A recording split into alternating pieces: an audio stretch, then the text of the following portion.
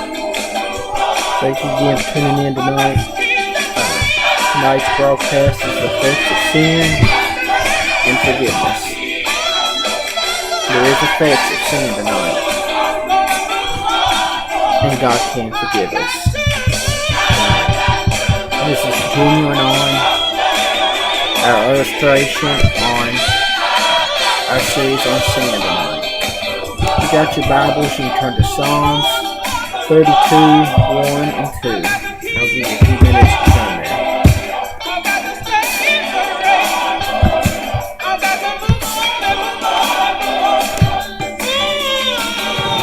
Okay, Psalms 32, 1 and 2. Blessed is he whose transgression is forgiven, whose sin is covered.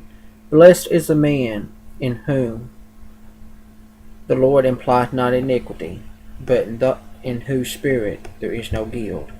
Blessed are you tonight, if you are forgiven.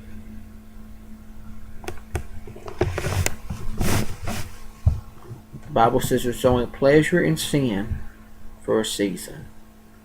Tonight, we've got to let go of the sin, and we've got to get it out of our lives. And we've got to move on to God's glory and God's forgiveness.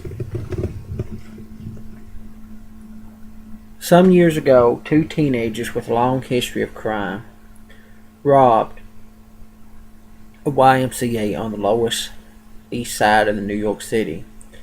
On the way out, they saw a young man at a telephone switchboard. They were frightened and assumed that they must be calling the police. They seized and beat him savagely with brass knuckles and a blackjack. Thinking that he was dead, they hid him behind a radiator near the swimming pool and escaped. Later that evening, a woman who came to swim was walking by the pool. She slipped in a man's blood, screamed as she found Donald Tibbetts' body. He lived. But one eye was so badly damaged that it could not be saved. Meanwhile, the two teenagers was apprehended and brought to trial. The past records assured that both would get long sentences. However, Donald did an amazing thing. He requested that the judge allow the two men to be paroled to his charge. He wanted to give them another chance. He believed they could change. One of the boys blew his opportunity. He committed another crime, was caught, and went to jail. The other boy, however, was responsive to Tibbetts' kindness. He went to college and then eventually to medical school. He became one of the nation's leading surgeons, an eye surgeon. A reporter writing about Donald Tibbetts' amazing story of forgiveness said of the surgeon's accomplishments, "I wonder if he ever performs one of these delicate eye operations without thinking of that night in the YMCA and the young man whose confidence and forgiveness changed his life." Forgiveness is one of those words that Christians use quite often, but many still have difficulty completely understanding what it means to be forgiven. One reason we haven't understood forgiveness is because many of us really don't know what it is, what it's like to be lost. Most Christians was brought up in church. We had Christian parents. We were raised and reared in a godly home. We heard the gospel all of our lives. We were at worship almost every Sunday morning. By the time we were 8, we knew every song that the song leader led by heart. We could pray the same prayer that all men prayed because we heard basically the same one on Sunday after Sunday.